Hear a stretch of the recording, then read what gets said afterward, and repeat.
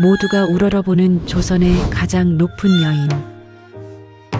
하지만 나의 진짜 전쟁은 그림자 피로 속에서 물든 시작된다. 불끝으로 나라를 지키는 익명의 설계자. 내 치마폭 깊은 곳, 조선을 구할 비밀병기가 향긋한 찻잔 뒤에 숨겨진 검은 칼날. 조정을 뒤흔드는 거대한 음모와 맞서야 한다. 달빛조차 스며들지 못하는 경복궁의 가장 깊숙한 곳, 교태전 뒤편에 숨겨진 비밀스러운 화약고의 문이 천천히 열립니다.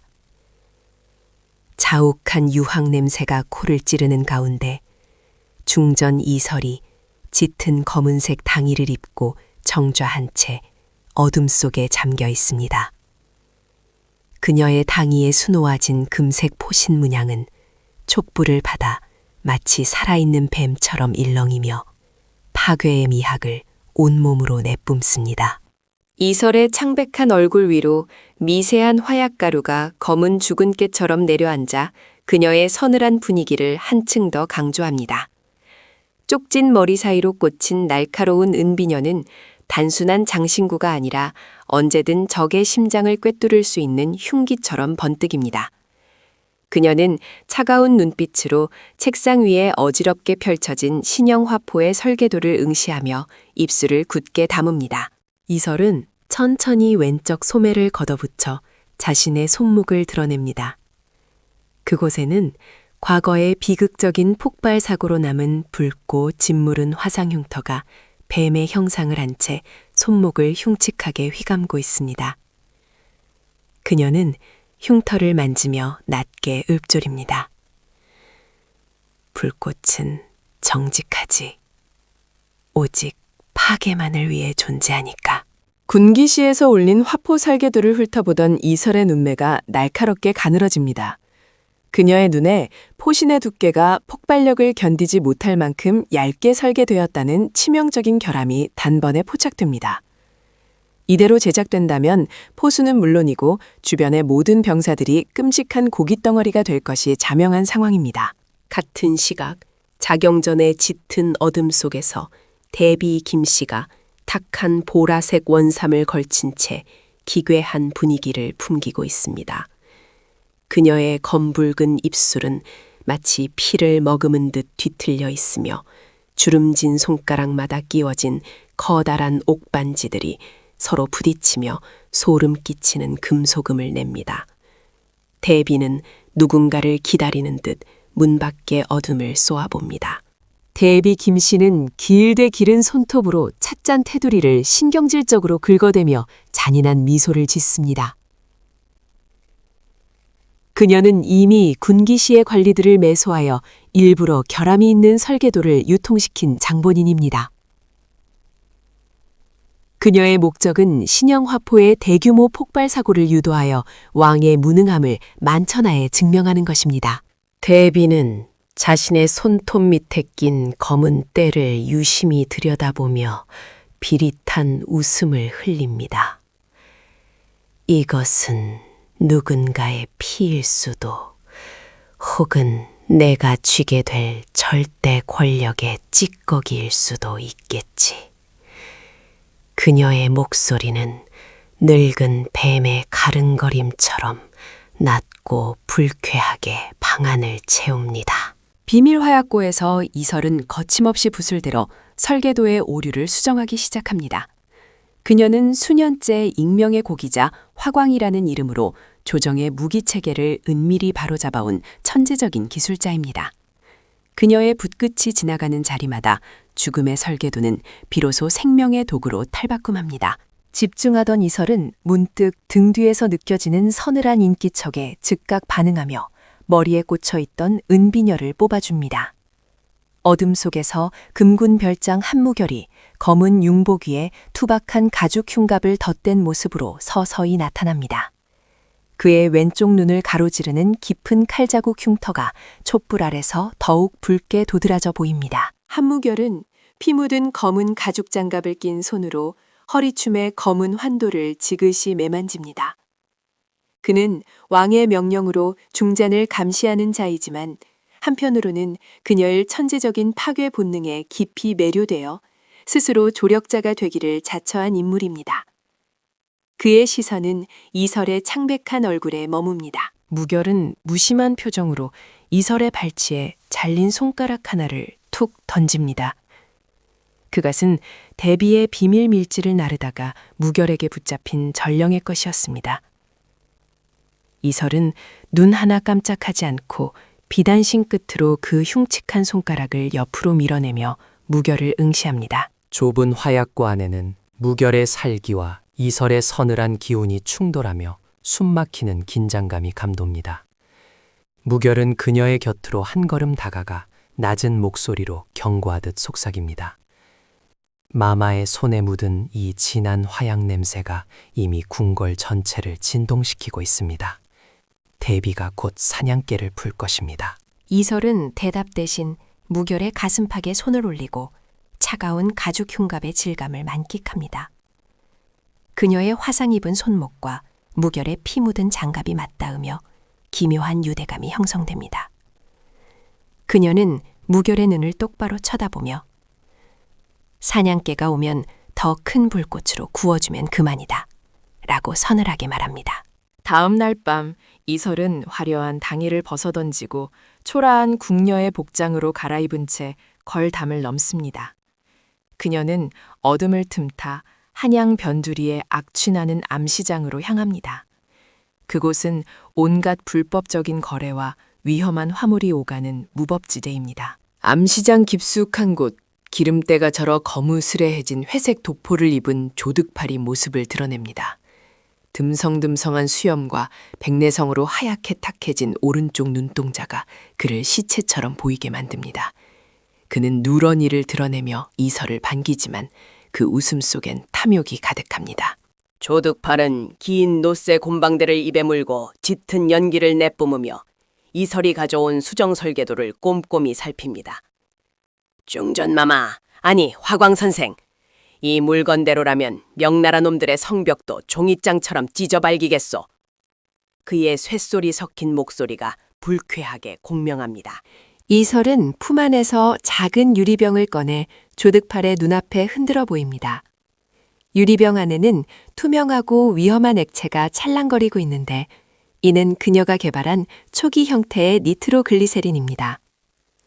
이것을 쓰면 화약의 위력이 10배는 강해지겠지만 실수하면 내 사진은 흔적도 없이 사라질 것이다. 조득팔의 하얀 눈동자가 광적인 탐욕으로 번들거리기 시작합니다.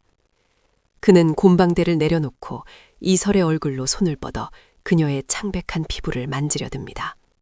그 순간 어둠 속에서 나타난 한무결의 날카로운 환도 끝이 조득팔의 목줄기에 정확히 닿습니다. 무결의 가죽 장갑에서 배어나온 핏방울이 조득팔의 도포 위로 뚝뚝 떨어집니다.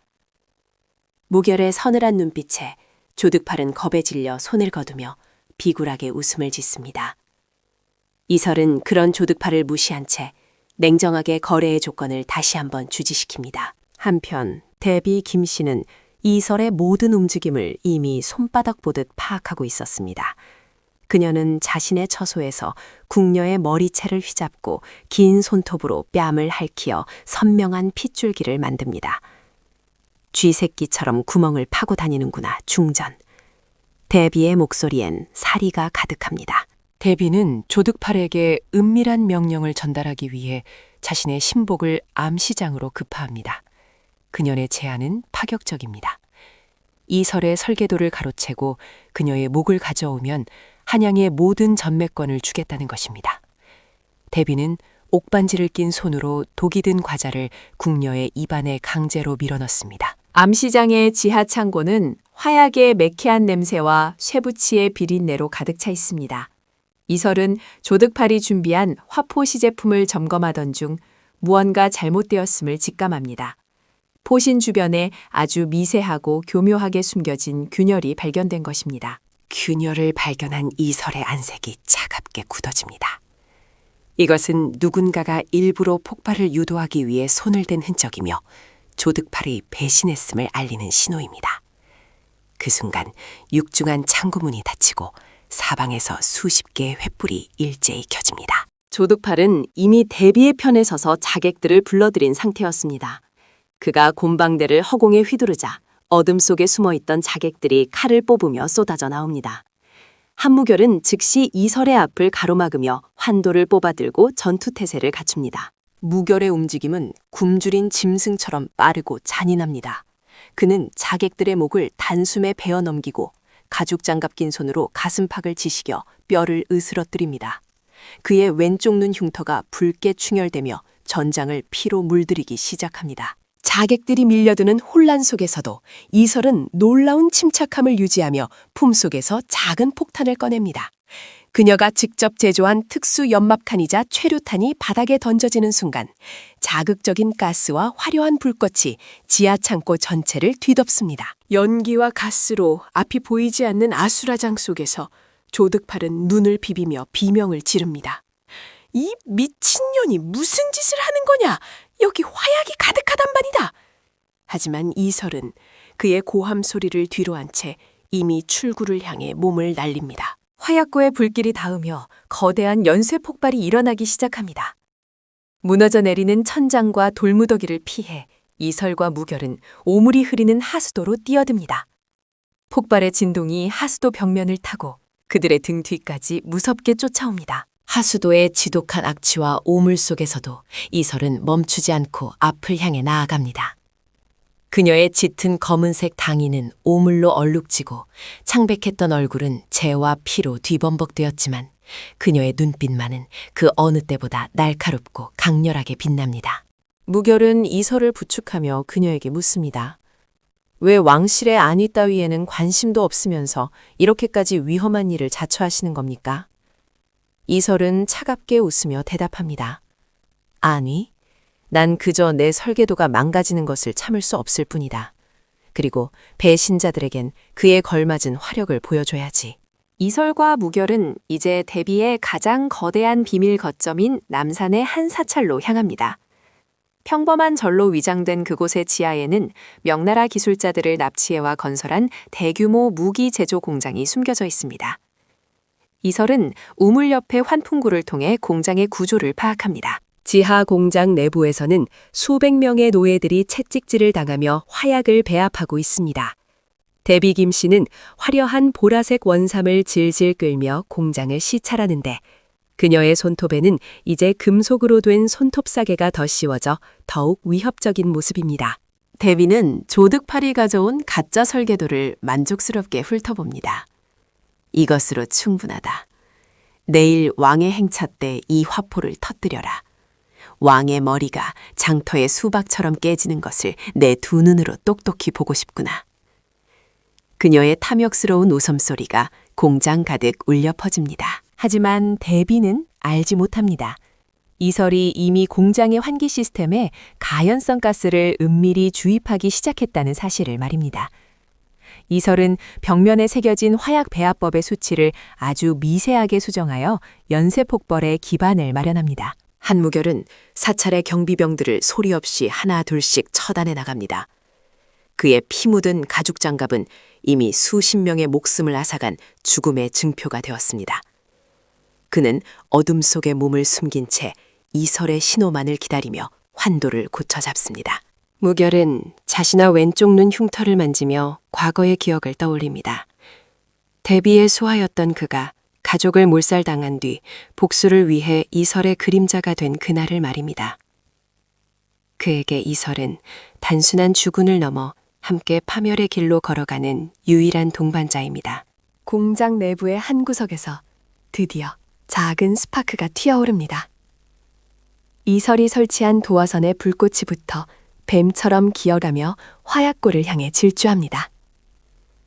대비는 뒤늦게 상황을 파악하고 당황하며 소리를 지르기 시작합니다. 불을 꺼라! 당장 저 계집을 잡아라! 대비의 외침은 공포로 가득하지만 이미 돌이킬 수 없는 상황입니다. 이설은 공장 입구의 높은 난간 위에서 대비를 내려다보며 서늘한 미소를 짓습니다. 불길에 휘날리는 그녀의 검은 당의가 지옥의 사자처럼 보입니다. 이설의 목소리가 폭발 직전의 고요를 깨트립니다. 어마마마, 화포는 거짓말을 하지 않습니다. 설계된 대로만 터질 뿐이지요. 당신의 탐욕이 이 거대한 화염을 설계한 것입니다. 그녀의 건조한 목소리가 지하 공장의 열기 속에 울려 퍼집니다. 거대한 폭발음과 함께 사찰 전체가 거세게 진동합니다.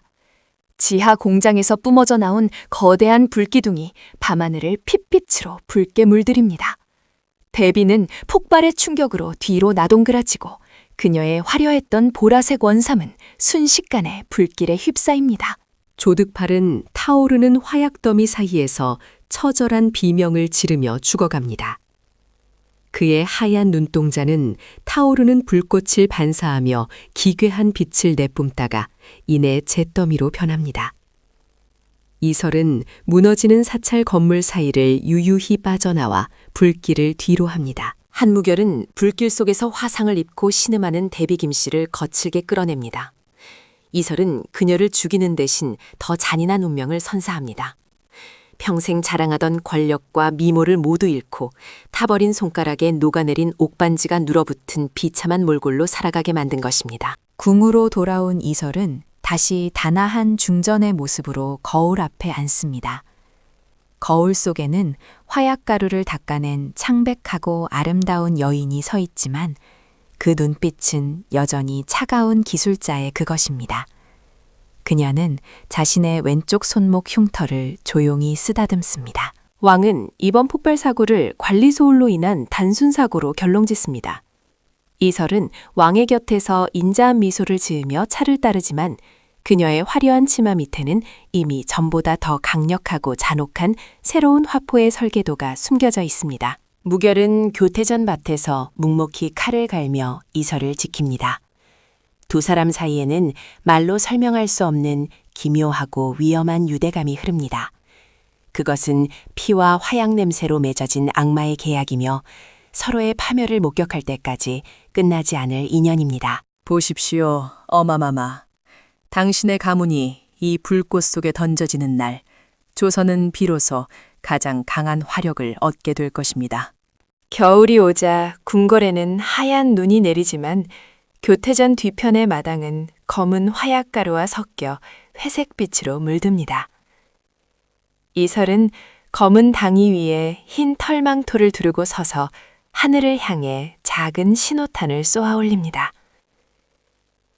밤하늘을 가르는 붉은 선은 전쟁의 시작을 알리는 서막입니다. 이설은 이제 조선의 실질적인 지배자이자 파괴의 설계자로 거듭납니다.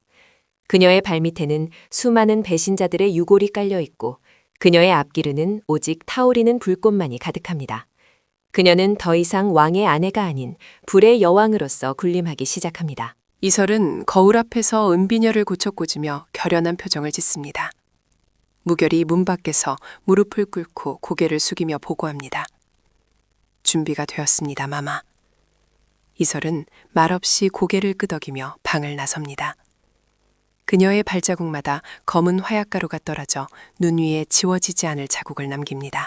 궁궐의 가장 높은 누각에 선 이설은 한양도성을 내려다보며 차가운 바람을 맞습니다. 그녀는 품 안에서 작은 은재 화약통을 꺼내 허공에 뿌리며 낮게 읊조립니다. 이제 시작이다. 나의 조선, 나의 완벽한 불꽃. 화면은 그녀의 서늘한 미소를 클로즈업하며 강렬하게 암전됩니다. 오늘 이야기는 여기까지입니다.